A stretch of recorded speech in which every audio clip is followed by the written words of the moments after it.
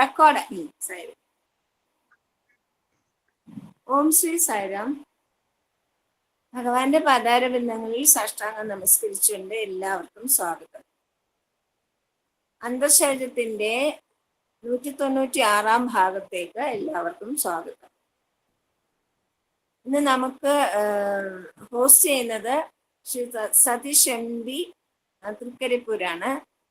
Coordinate ചെയ്യുന്നത് വത്സല മേനോനാണ്. പിന്നെ നമുക്ക് വേണ്ടി വായിക്കുകയും അനുഭവങ്ങൾ പങ്കുവയ്ക്കുന്നത് ശ്രീ OM സാമുവൽ മാസ്റ്റർ വയനാടാണ്. സാമുവൽ മാസ്റ്ററിനെ സാദരം ക്ഷണിക്കുന്നു. മാഷെ, ഞാൻ ഓങ്കാരം പറഞ്ഞു കഴിയുമ്പം മാഷ് വീഡിയോ ഓൺ ചെയ്തിട്ട് പറഞ്ഞു തുടങ്ങണം. സായിരാം. സായിരാം.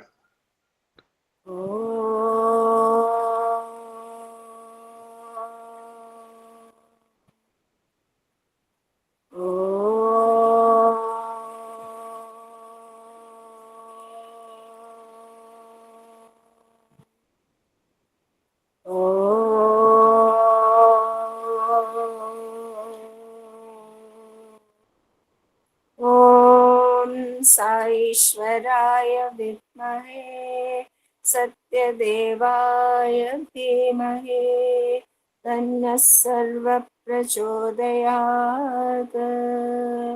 ॐ साईश्वराय विद्महे सत्यदेवाय धीमहि तन्नः सर्वः प्रचोदयात्.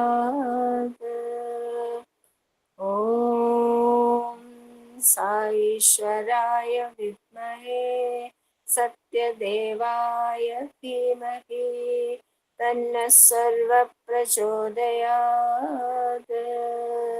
ॐ शान्ति शान्ति शान्तिः. സായിരാം. മാഷ തുടങ്ങിക്കോളൂ. ബാക്കി എല്ലാവരും വീഡിയോ ഓഫ് ചെയ്യണേ. ദാമോദരൻ നായരൊക്കെ വീഡിയോ ഓഫ് ചെയ്യണം.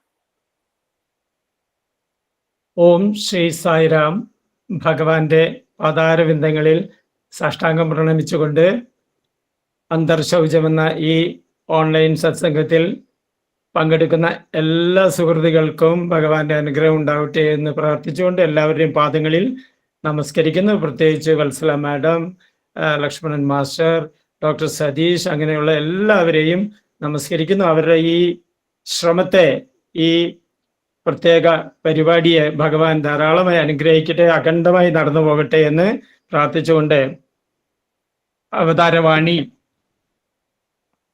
സത്യസായി വാണി 7ാം ഭാഗത്തിൽ നിന്നുള്ള ചെറിയൊരു ഭാഗം ഞാൻ വായിക്കാം.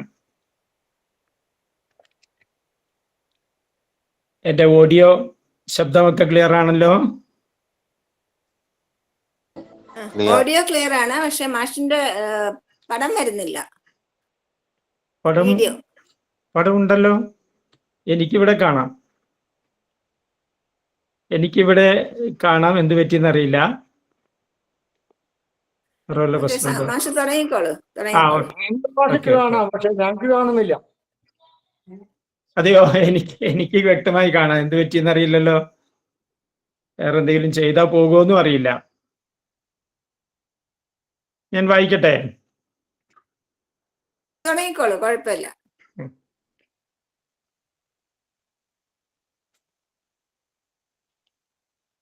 നിത്യവും പ്രാർത്ഥിക്കുക. ഓരോ ദിവസവും ധ്യാനത്തിൽ നിങ്ങളുടെ ഉണ്മയിലുള്ള ഏകാഗ്രത പാലിക്കുക. സമയം, സ്ഥലം, കാലയളവ്, ചെയ്യുന്ന വിധം, ഇരിക്കുന്ന രീതി ഇവയൊന്നും തന്നെ മാറ്റാതെ ഓരോ ദിവസവും ഒരേ ദിനചര്യ പിന്തുടരുക. ശല്യപ്പെടുത്തുന്ന ഘടകങ്ങളെ എളുപ്പത്തിൽ അധീനപ്പെടുത്താനും മെരുക്കുവാനും അപ്പോൾ കഴിയും. രാമകൃഷ്ണൻ പറഞ്ഞതുപോലെ നിരവധി വ്യത്യസ്ത സ്ഥലങ്ങളിൽ ഏതാനും അടി ആഴത്തിൽ കുഴിക്കുകയും എന്നിട്ട് വെള്ളം കിട്ടുവാൻ സാധ്യതയില്ലെന്ന് വിലപിക്കുകയും ചെയ്യാതിരിക്കുക.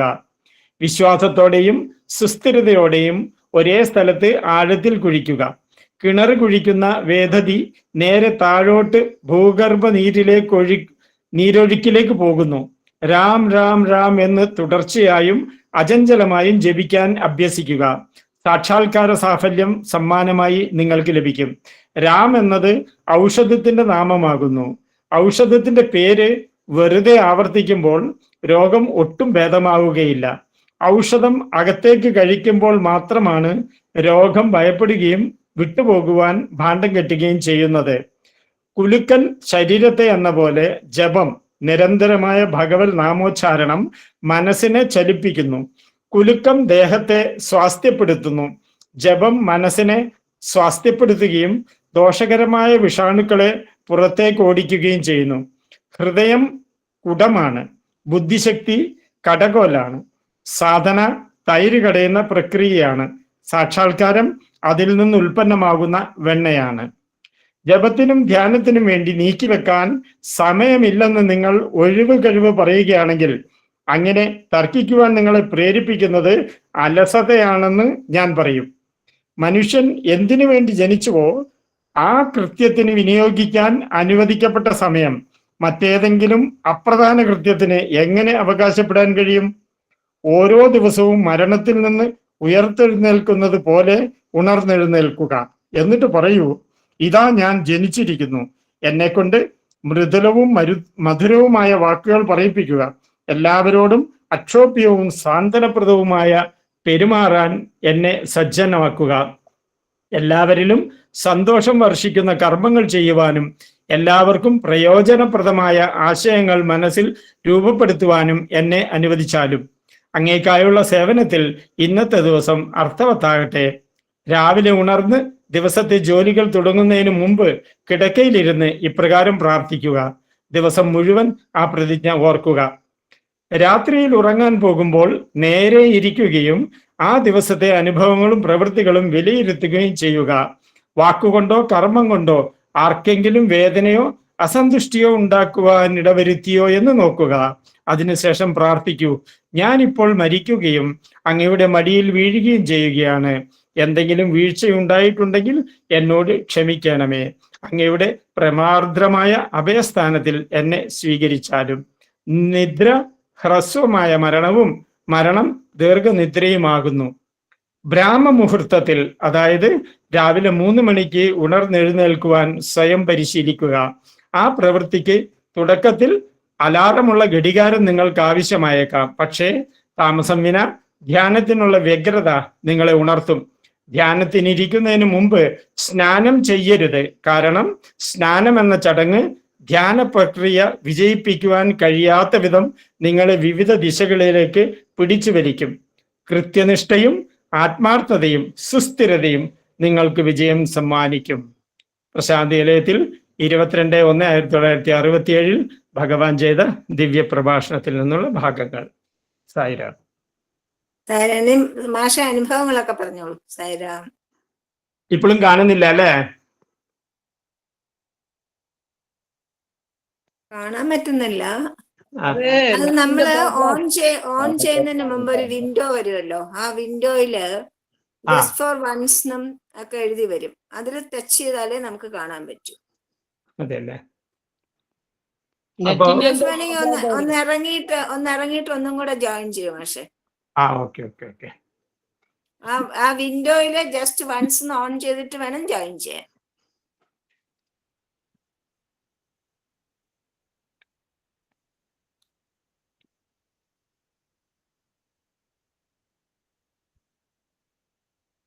കാണാമോ? ഇല്ല, കാണുന്നില്ല.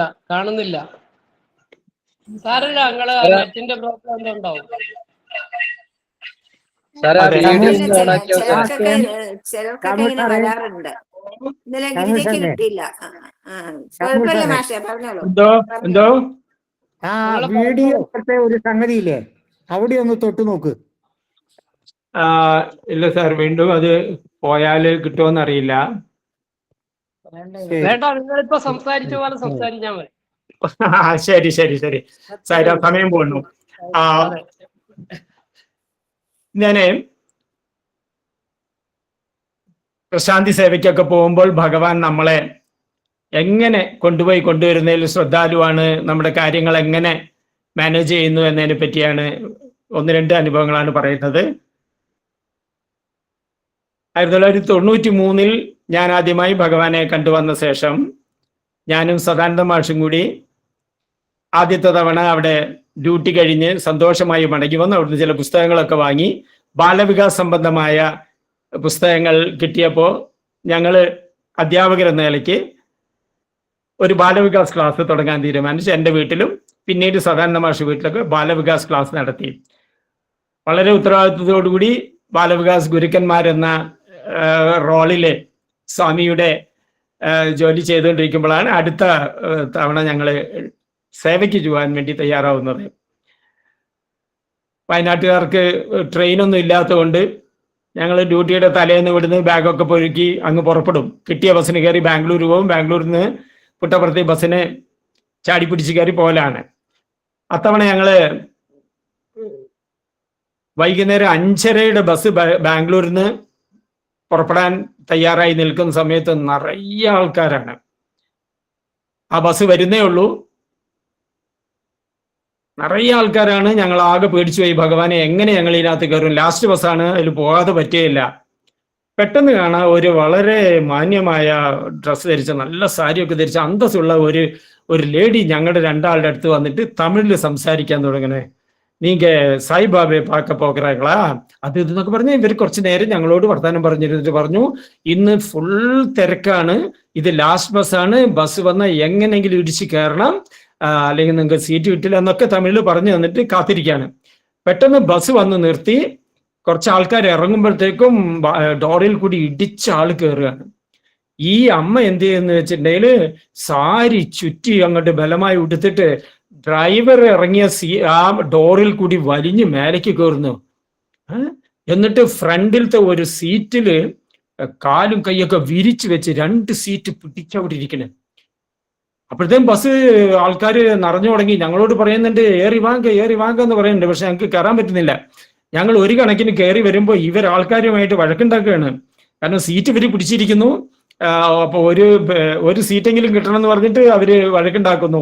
ഏതായാലും ഇവരും ആർക്കും വഴങ്ങിയില്ല. 2 സീറ്റ് ഞങ്ങൾക്ക് വേണ്ടി പിടിച്ചു വന്ന് ഞങ്ങള് എങ്ങനെയൊക്കെ കയറി കഴിഞ്ഞ് ഇവര് ഞങ്ങളെ ഇരുത്തിയിട്ട് ശരി സന്തോഷമായി പോയി വാങ്ങോ എന്നൊക്കെ പറഞ്ഞിട്ട് ഡ്രൈവറുടെ ആ ഡോറിൽ കൂടി തന്നെ ഇറങ്ങിയിട്ട് ഇവര് തിരിഞ്ഞു നോക്കാതെ അങ്ങ് പോയി.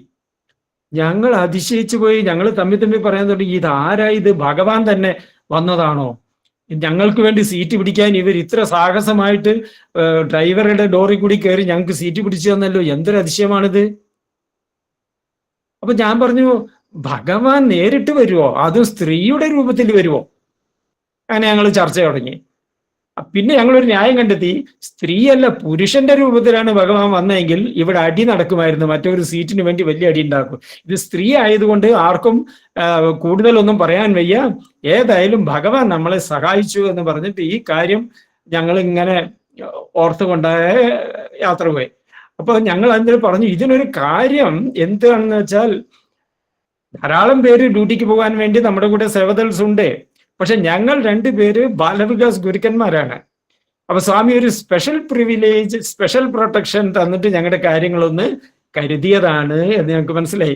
കാരണം സ്വാമി പറയാറുണ്ട്, ബാലവികാസ് ഗുരുക്കന്മാർക്ക് പ്രത്യേക സാധനങ്ങൾ ഒന്നുമില്ലെങ്കിൽ പോലും അവരെനിക്ക് പ്രിയപ്പെട്ടതാണ്. കാരണം ആഴ്ചയിൽ ഒരിക്കൽ ബാലവികാസ് ക്ലാസ് എടുക്കാൻ വേണ്ടി അവർ തയ്യാറെടുക്കുമ്പോൾ എന്നെ സ്മരിച്ചുകൊണ്ട് എനിക്ക് സമർപ്പിച്ചുകൊണ്ട് ആ ക്ലാസ് വിജയകരമായി തീർക്കുമ്പോൾ തീർച്ചയായും ഞാൻ അവിടെ സന്നിഹിതനാണ്, ഞാൻ അവർക്ക് വേണ്ട അനുഗ്രഹങ്ങൾ കൊടുക്കും, അവരുടെ എല്ലാ കാര്യങ്ങളും ആവശ്യങ്ങളും നിറവേറ്റും എന്ന് പറയുന്നുണ്ട് ബാലവികാസ് ഗുരുക്കന്മാര്.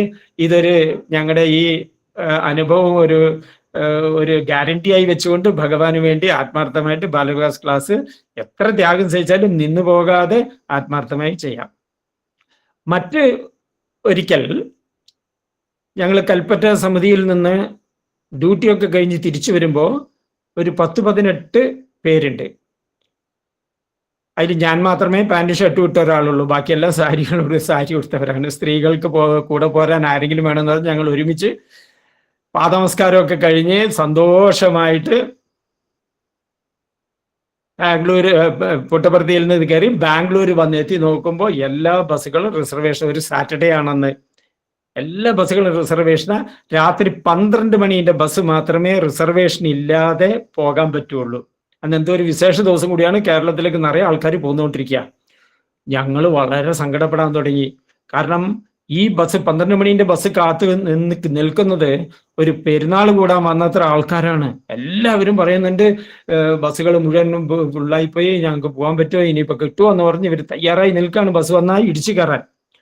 അപ്പൊ ഞങ്ങൾ കുറച്ച് ലേശം അപ്പുറം മാറി നിന്നിട്ട് നമ്മുടെ കൂട്ടത്തിൽ 4 പേര് ബാലവികാസ് ഗുരുക്കന്മാരാണ്.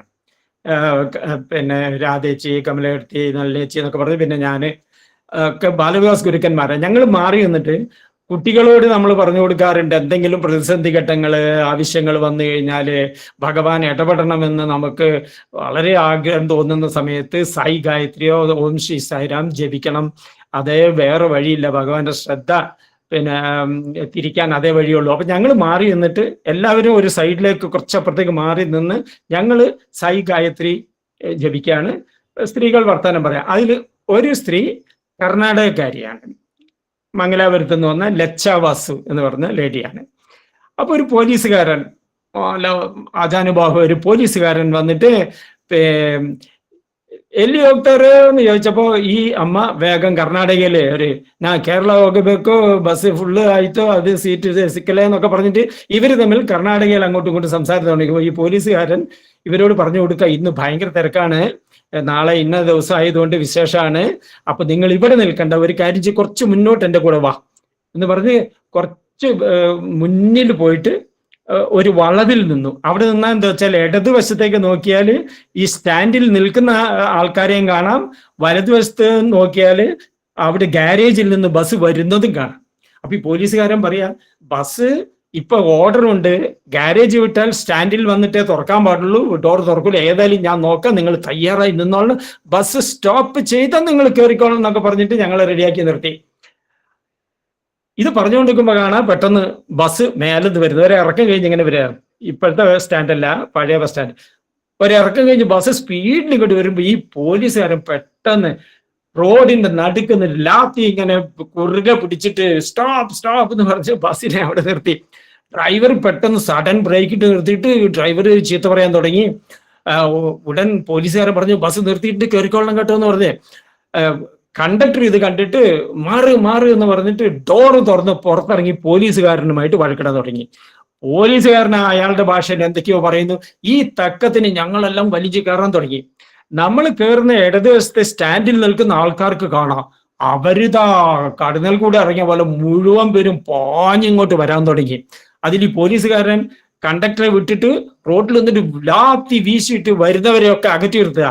ആ തിരക്കിന്റെ ഇടയിൽ കൂടി ഞങ്ങൾ 16 പേരും അകത്ത് കയറി മുന്നിലത്തെ 4-5 സീറ്റുകളിൽ ഫുള്ളായിട്ട് പിടിച്ച് മുണ്ടാതിരുന്നു. അപ്പോഴത്തേക്കും കുറെ പേരൊക്കെ വലിയ കയറി, പക്ഷെ ഡോർ ബലമായിട്ട് അടച്ചിട്ട് സ്റ്റാൻഡിൽ കൊണ്ട് നിർത്തി. അവിടുന്ന് നിറയെ ആള് കയറി, ഏതാണ്ട് ഇരുന്നതിനേക്കാൾ കൂടുതൽ ആൾക്കാർ നിൽക്കുകയാണ്. കയറിയവര് ആരൊക്കെയോ ചീത്ത പറയുന്നുണ്ട്. ഞങ്ങൾ സീറ്റ് പിടിച്ചതിന് കണ്ടക്ടർ ചീത്ത പറഞ്ഞ് ഞങ്ങളൊന്നും മിണ്ടാതെ തലതാഴ്ത്തിയിരുന്ന് സൈറാം സൈറാം സൈറാം സൈറാം എന്ന് പറയാണ്.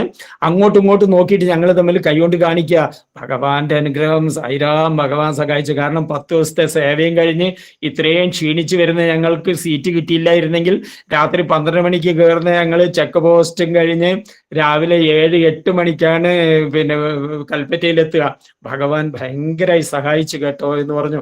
അപ്പോഴും ഞങ്ങൾ വന്നതിന് ശേഷം പിന്നീട് പറഞ്ഞു, നോക്കൂ, നമ്മൾ 4 പിന്നെ ബാലവികാസ് ഗുരുക്കന്മാർ നിർത്താതെ സായി ഗായത്രി ജപിച്ചത് കൊണ്ട് ഉള്ള ഒരു അനുഗ്രഹമാണിത്.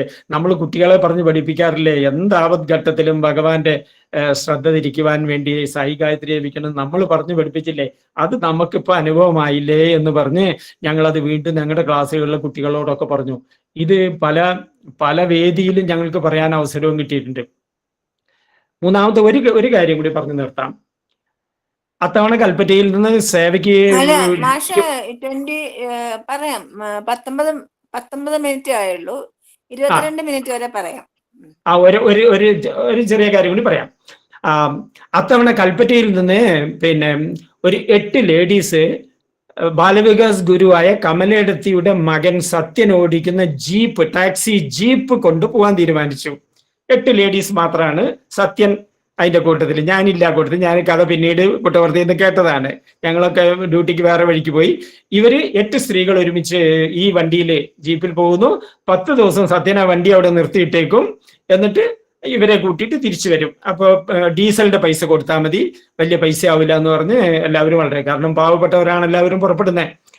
അങ്ങനെ ഇവര് മൈസൂർ കടന്ന് ബാംഗ്ലൂരെല്ലാം കഴിഞ്ഞ് ആന്ധ്രയിലേക്ക് കടന്ന് ഒരു ഗ്രാമത്തിൽ കൂടി ഇങ്ങനെ പോയിക്കൊണ്ടിരിക്കുക. വിജനമായ റോഡ്, സൈഡിലൊക്കെ പിന്നെ ഈ കന്നാലികളെ മേയ്ക്കുന്ന ആൾക്കാർ, കൃഷിക്കാർ, കാര്യങ്ങളൊക്കെയാണ്.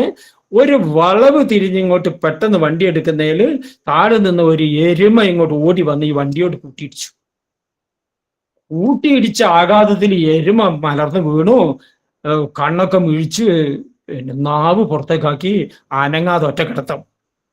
അതിൽ എല്ലാവരും പുറത്ത് ചാടി ഇറങ്ങി സൈറാം സൈറാം വിളി തുടങ്ങി. അപ്പോഴത്തേക്കും ഇത് കണ്ടിട്ട് ഈ പിന്നെ കൃഷിക്കാരും മറ്റേ അവിടെ പണിക്കാരുണ്ടായിരുന്ന സ്ത്രീകളും എല്ലാവരും ഓടി വന്ന് ഒച്ചയിട്ടിട്ട് വിളിച്ച ആൾക്കാരെ കൂട്ടി, കുറെ ആൾക്കാരും വന്ന് കൂട്ടി. ഞങ്ങളെ വണ്ടി തടുത്ത് നിർത്തിയിട്ട് ഒറ്റയാള്, ഞങ്ങളല്ല ഇവരുടെ വണ്ടി തടുത്തിട്ട് ഒറ്റയാള് പോകാൻ പറ്റില്ല, 10,000 ഉറുപ്പ്യ തരണം, എരുമേന്റെ പൈസ നഷ്ടപരിഹാരം 10,000 ഉറുപ്പ്യ തരണം എന്ന് പറഞ്ഞു. അപ്പൊ ഇവരൊക്കെ കൂടി കരയാൻ തുടങ്ങി. എവിടുന്ന്? ചെറിയ പൈസ കൊണ്ടാണ് ഇവർ പോകുന്നത്. 10,000 പോയിട്ട് 1000 ഉറുപ്പ്യ കൊടുക്കാൻ പോലും ഇവർ വിചാരിച്ചാൽ നടക്കൂല. അപ്പൊ ഇവര് അവരോട് കെഞ്ചി നോക്കി. അവര് തെലുങ്കിൽ പറഞ്ഞു ഒന്നും ചെയ്യാൻ പറ്റില്ല, 10,000 തരാം, വണ്ടി വിടില്ല എന്ന് പറഞ്ഞ് വണ്ടീനെ തടഞ്ഞു വെച്ചിരിക്കുകയാണ്. അപ്പൊ അതിലും കമലയെടുത്തിയൊക്കെ ബാലവികാസ് ഗുരുവാണ്. ബാലവികാസ് ഗുരുക്കന്മാര് ഉറക്കെ സായി ഗായത്രി ജപിക്കാൻ തുടങ്ങി. മറ്റവരൊക്കെ സൈറാം സൈറാം ജപിച്ചുകൊണ്ട് കരയാനും തുടങ്ങി. ഇവരോട് ഭാഷ അറിയാത്തതുകൊണ്ട് എന്ത് പറഞ്ഞിട്ടും കാര്യമില്ല. അവർ വിടാതെ നിൽക്കണം. വടിയും പിന്നെ കത്തിയൊക്കെ ഉണ്ട് അവരുടെ കയ്യില്. ഒരു 10,000 പേര് അത് വിടില്ല എന്നാ പറയണേ. അതിൽ നമ്മുടെ പ്രായമായ അമ്മയുണ്ട്, കൽപ്പറ്റ സമിതിയിലെ ഏറ്റവും പിന്നെ സീനിയർ മോസ്റ്റ് ഡിവോട്ടി സരോജിനി അമ്മ. വലിയ ആവേശമാണ് ഭഗവാന്റെ കാര്യത്തില്. സരോജിനി അമ്മ ഇറങ്ങി നിന്നിട്ട് പിന്നെ കിഴക്കോട്ട് നോക്കിയെന്ന് ഒരൊറ്റ ഡയലോഗാണ്. സത്യസായി ഭഗവാനെ, ഇപ്പോൾ ഇടപെടണം, അങ്ങേക്ക് ശക്തി ഉണ്ടെങ്കിൽ ഇവിടെ ഇടപെടണം, ഞങ്ങൾ സേവയ്ക്ക് വരുന്ന ഈ സ്ത്രീകൾ മാത്രമുള്ള വണ്ടിയിൽ നിന്ന് ഞങ്ങൾ ഇപ്പൊ രക്ഷിക്കണം എന്നൊക്കെ പറഞ്ഞ് ഭയങ്കര ഡയലോഗും പ്രാർത്ഥനയും കരച്ചിലും ഒക്കെ കൂടി. എന്നിട്ട് ഇവരുടെ വാനിറ്റി ബാഗ് തുറന്നിട്ട് പേഴ്സിൽ നിന്ന് ഒരു വിഭൂതി പാക്കറ്റ് എടുത്ത് ആ വിഭൂതി കൊണ്ടുവന്നിട്ട്, സ്വാമിയുടെ വിഭൂതിക്ക് ശക്തി ഉണ്ടെങ്കിൽ ഇപ്പോൾ ഇടപെടണം, ഞങ്ങളെ സഹായിക്കണം എന്ന് പറഞ്ഞിട്ട് ഈ എരുമേന്റെ അത് തലയും ചായച്ച് വെച്ച് നാവും പുറത്താക്കി കണ്ണും വെച്ച് കിടക്കുക. ആ എരുമേന്റെ നെറ്റിയിൽ കുറെ വിഭൂതി വരട്ടി പുറത്തേക്ക് തള്ളിയിരിക്കുന്ന നാവിൽ കുറച്ച് വിഭൂതി ഇട്ട് കൊടുത്തിട്ട് തൊട്ട് സായിറാം ഇപ്പൊ സഹായിക്കണം സ്വാമി എന്നൊക്കെ പറഞ്ഞ് ഭയങ്കരത്. മറ്റു സ്ത്രീകളൊക്കെ സായി ഗായത്രി ജപിക്കുക. പെട്ടെന്ന് കാണാൻ ഈ എരുമ കിടന്നിട്ട് ഒന്ന് പെടഞ്ഞിട്ട് തല ഉയർത്തി നോക്കുമ്പോ നിറയെ ആൾക്കാർ ചുറ്റും നിൽക്കുകയാണ്. ഇതൊന്ന് വരേണ്ട പോലെ എണീറ്റ് ഒരൊറ്റ വട്ടം തിരിച്ചോടി, റോട്ടിൽ കൂടി ഓടി. ഇത് ഓടുന്ന കണ്ട പിടിക്കുക എന്ന് പറഞ്ഞിട്ട് ആൾക്കാർ കുറെ പേര് അതിന്റെ പിന്നാലെ ഓടി. ആകെ ഒരു കൺഫ്യൂഷൻ ആക്കി. നമ്മള് സായിറാം എന്ന് പറഞ്ഞ സ്ത്രീകൾ എല്ലാവരും കൂടി വേഗം വണ്ടിയിൽ കയറിയിട്ട് തടിയെടുത്തു. അപ്പോ സരോജിനി പറയാ, കണ്ടോ സ്വാമിക്ക് ശക്തിയുണ്ട്, സ്വാമി ഇടപെടുമെന്ന് പറഞ്ഞില്ലേ, ഞാൻ എന്റെ പ്രാർത്ഥന കൊണ്ടാണ്. അപ്പൊ ബാലവികാസ് ഗുരുക്കന്മാര് പറയാണ്, ഞങ്ങൾ സായി ഗായത്രി ജപിച്ചത് കൊണ്ടാണ് അത് പിന്നെ നമുക്ക് എല്ലാം സോൾവ് ആയി കിട്ടിയത്. അപ്പൊ സരോജിനി അമ്മ പറഞ്ഞു, നിങ്ങളുടെ സായി ഗായത്രി ആയാലും എന്റെ സായിരാം വിളി ആയാലും സ്വാമിയുടെ വിഭൂതിയുടെ ശക്തി ആയാലും ഏതായാലും സ്വാമി അവിടെ ഇടപെട്ടല്ലോ, അവിടെ ഇടപെട്ട് ഞങ്ങൾക്ക് വേണ്ടതെല്ലാം ചെയ്തു തന്നില്ലേ, സായിരാം നന്ദി. ഇത് ഇവര് പുട്ടപ്പതിയിൽ വന്നിട്ട് ഞങ്ങളോട് പറയുമ്പോഴാണ് ഞങ്ങൾ അറിയുന്നത്. പിന്നെ ഇത് പല പ്രസംഗങ്ങളിൽ ഞങ്ങൾ തമാശയോടുകൂടി പറയും, സരോജിനി അമ്മയെ കാണുമ്പോൾ എരുമയെ ഓടിച്ചമ്മ എന്ന് പറഞ്ഞിട്ട് തമാശ പറയുകയും ചെയ്യുമായിരുന്നു. എന്നിട്ട് അനുബന്ധ ഒരു കാര്യം കൂടി പറയാം. നേരത്തെ പറഞ്ഞതില് സത്യസായി ഭഗവാൻ പോലീസുകാരന്റെ രൂപത്തിൽ വന്നിട്ട് സേവദൾ സായസ് ഞങ്ങളെ എല്ലാവരെയും സഹായിച്ചു എന്ന് പറഞ്ഞപ്പോ പിന്നീട് ഞാൻ ഒരിക്കൽ വായിച്ചിട്ടുണ്ട്, ഒരു Indian devotee, Sai devotee Saudi അറേബ്യയിൽ ജോലിക്ക് പോയ സമയത്ത് അയാളുടെ ഫാക്ടറി ജോലി കഴിഞ്ഞ് ക്വാർട്ടേഴ്സിലേക്ക് നടന്നു വരുന്ന സമയത്ത് 2 ആഫ്രിക്കൻ വംശജരായ ആൾക്കാർ ഇയാളെ തടുത്തു വെച്ചിട്ട് പണം തരാൻ പറഞ്ഞ് പിന്നെ ഭീഷണിപ്പെടുത്താൻ തുടങ്ങി. അപ്പോ ഇദ്ദേഹത്തിന് ഒന്നും അറിയില്ല, ഭാഷ പോലും പറയാൻ അറിയില്ല. അദ്ദേഹം നിന്നിട്ട് സായിരാം എന്ന് ജപിച്ചു തുടങ്ങി. മറ്റവര് പണം എടുക്കുന്ന പറഞ്ഞിട്ട് ഇയാളെ പിടിക്കാനും ബലപ്രയോഗം നടത്താൻ തുടങ്ങുകയാണ്. പെട്ടെന്ന് ഇയാൾ സായിരാം എന്ന് പറഞ്ഞ് വിളിച്ചപ്പോ അവിടെ കാണാം ആചാന ബാഹുവായ ഒരു സൗദി അറേബ്യൻ പോലീസുകാരന്റെ വേഷത്തിൽ ഒരു കാട്ടറബി പ്രത്യക്ഷപ്പെടുന്നു. അയാൾ ഈ 2 പിന്നെ ആഫ്രിക്കക്കാരെ ബലമായി പിടിച്ചിട്ട് ഭീഷണിപ്പെടുത്തിട്ട് ഓടിച്ചു വിട്ട് എന്നിട്ട് പോയിക്കളാൻ പറഞ്ഞു. അപ്പൊ ഇദ്ദേഹം സൈറാം എന്ന് പറഞ്ഞപ്പോ അദ്ദേഹം അസ്സലാമു അലൈക്കും എന്ന് പറഞ്ഞിട്ട് നോക്കി നിൽക്കെ ഇദ്ദേഹം തിരിഞ്ഞു നടന്നു. 1 സെക്കൻഡ് കഴിഞ്ഞ് നോക്കുമ്പോൾ ആരെയും കാണാനില്ല. അപ്പൊ അദ്ദേഹം പറയാണ്, ഇത് സത്യസായി ഭഗവാന് കാട്ടറബിയുടെ പോലീസ് വേഷത്തിൽ വന്ന് എന്നെ സഹായിച്ചാണെന്ന് പറഞ്ഞ കാര്യം ഞാൻ പിന്നീട് ഓർത്തു. ഇത് ഞങ്ങൾക്ക് പ്രത്യക്ഷ അനുഭവമാണ്. ഞങ്ങളുടെ സേവദൽസിനെ ബസ്സിൽ കയറ്റിവിടാൻ വേണ്ടി സ്വാമി പോലീസുകാരന്റെ വേഷത്തിൽ വന്ന് ഞങ്ങൾക്ക് വേണ്ട സഹായം ചെയ്തു, അനുഗ്രഹം ചെയ്തു എന്ന് പറയുന്നത്. അപ്പൊ ഇവിടെ രണ്ട് കാര്യങ്ങളാണ്. ഒന്ന്, സേവദൽസായി പോകുന്ന ആർക്ക് വേണ്ടിയിട്ട് ഭഗവാൻ സന്തോഷത്തോടു കൂടി ഇടപെടും. രണ്ട്, ബാലവികാസ് ഗുരുക്കന്മാർക്ക് വേണ്ട എല്ലാ കാര്യങ്ങളിലും ഇടപെടുകയും അവർക്ക് വേണ്ട അനുഗ്രഹം കൊടുക്കുകയും ചെയ്യുമെന്ന് പറയാൻ വേണ്ടിയാണ് ഞാൻ ഉദ്ദേശിച്ചത്. ഇത് ബാലവികാസ് ഗുരുക്കന്മാർക്ക് വേണ്ടി പ്രത്യേകം എന്ന് പറഞ്ഞുകൊണ്ട് ഞാൻ പറഞ്ഞതാണ്. എൻ്റെ വാക്കുകളെല്ലാം ഭഗവാന്റെ പാദങ്ങളിൽ വെക്കുന്നു. ജയ് സായിരാം. എല്ലാവർക്കും സുഖാവട്ടെ, സന്തോഷാവട്ടെ എന്ന് പ്രാർത്ഥിച്ചുകൊണ്ട് നിർത്തുന്നു. ജയ് സായിരാം. പിന്നെ മറ്റൊരു കാര്യം കൂടി, എൻ്റെ ഓർമ്മകൾ പിന്നെ എല്ലാം കൂടി ഒരു പുസ്തകമായി ഞാൻ പ്രസിദ്ധീകരിച്ചിട്ടുണ്ട്. ഓർമ്മയിൽ നീലഞരമ്പുകൾ എന്നാണ്. നീലഞരമ്പുകൾ ഭഗവാന്റെ പാദങ്ങളിൽ തെളിയുന്ന നീലഞരമ്പുകളെ പ്രണമിച്ച ശേഷമാണ് എൻ്റെ ജീവിതയാത്ര പിന്നെ ആത്മീയതയിലേക്ക് തിരിഞ്ഞത്. അപ്പൊ ആ പുസ്തകം കഴിഞ്ഞ മാർച്ചിൽ ആണ് സ്വാമി അതിന്റെ മാനുസ്ക്രിപ്റ്റ് ബ്ലസ് ചെയ്ത് തന്നത്. ഈ 27-ാം തീയതി 4 ദിവസം മുമ്പ് ഞാൻ പോയപ്പോൾ ഈ പുസ്തകം അവിടെ സ്വാമിയുടെ സമാധിയിൽ വെച്ച് ബ്ലസ് ചെയ്ത് വാങ്ങിയിട്ടുണ്ട്. എൻ്റെ ഓർമ്മകളാണ് ജീവിതത്തിലെ. അതിൽ സ്വാമിയുമായി ബന്ധപ്പെട്ട ഒത്തിരി കാര്യങ്ങളുണ്ട്. ഓർമ്മയിൽ നീലഞരമ്പുകൾ. വെറുതെ ഒന്ന് നിങ്ങളെ അറിയിച്ചെന്ന് മാത്രം. ജയ് സായിരാം. സായിരാം. നന്നായി മാഷേ. സായിരാം. గౌతమ మహర్షి ఆశ్రమం చేరుకున్నాడు. They reached Gautama's hermitage. అనగా అక్కడ అహల్య శాపము జరిగింది. అహల్య శాప. అనగా శాపం అంటే ఏమిటి? మన పురాణాల లోపల ఆమె రాయిగా మారిపోయింది అనుకుంటున్నారు. We say that Ahalya is given a curse that she should be a stone. రాయిగా కనిపిస్తుండాది కానీ ఆమె సజీవిగానే ఉంటుండాది. Though she appears to be a stone, but she is శాపం alive. యొక్క రహస్యము It is their secret there. ఆ దుమ్ము చేత, మట్టి చేత ఇన్ని సంవత్సరంలో ఆ విధంగా ఒకే స్థానంలో ఉండటం చేత అది రాయిగా కనిపిస్తూ వచ్చింది. Because she remained all the time at one spot, because the dust around, she looked like a stone. కానీ సర్వజ్ఞుడైన రామునకు ఇది ఎంత తెలుసును. But Rama, who is all knowing, know this fact. అన్ని తెలుసుకుని తెలియనట్టుగా నటిస్తూ వచ్చాడు. Though he knows everything, he started pretending as if he does not అక్కడికి know. వెళ్ళేటప్పటికి లక్ష్మణ కొంత విశ్రాంతి తీసుకోవటం మంచిది అన్నాడు రాముడు. By the time they reached there, he said, Lakshmana, let us take rest for దీనికి some time. విశ్వామిత్రుడు కూడా అంగీకరించాడు. Vishwamitra also accepted to this Raju proposal. దగ్గరికి పోతూ ఉన్నాడు. They were approaching the stone. ఇంకా పాదము కూడాను సోకలేదు. He did not step ఈ over there. పాదము యొక్క వైబ్రేషన్, దాని యొక్క ప్రభావం ఇంకా రాతి దగ్గరికి పోతుండాలి. The vibrations of the lotus feet were approaching the తక్షణమే stone. కదిలింది Ahalya. Immediately there was movement, పాదములు గట్టిగా పట్టుకుంది. and she caught hold of the feet. రాముడు ఆశ్చర్యపడినట్టుగా నటిస్తున్నాడు. Rama was pretending as if he was రాముడికి surprised. తెలుసును Rama ఈ knows. అహల్య అని తెలుసును. She knows. కానీ తాను మానవుడిగా సంచరించాలి. But he has to move like a human. ఈ లోపల అహల్య అనేక విధములుగా కూడా పరితాపం పొందుతూ తను క్షమించమని, తన్ను అనుగ్రహించమని ప్రార్థిస్తూ వచ్చింది. In the meantime, Ahalya started repenting. She prayed for pardon and for grace of ఆ Rama. సమయానికి తపస్సులకై ఏగినటువంటి యొక్క గౌతమ మహర్షి కూడాను ప్రెజెంట్ అయ్యాడు. In the meantime, Gautama sage came there. చూచాడు. He saw. గౌతమునికి తెలుసు శ్రీరామచంద్రుడు నారాయణమూర్తి అని. Gautama knows Rama is Narayana.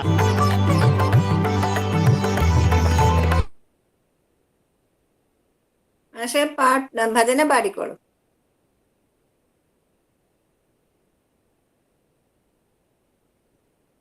ഓ, ഞാനാണ് പാടേണ്ടത് അല്ലേ?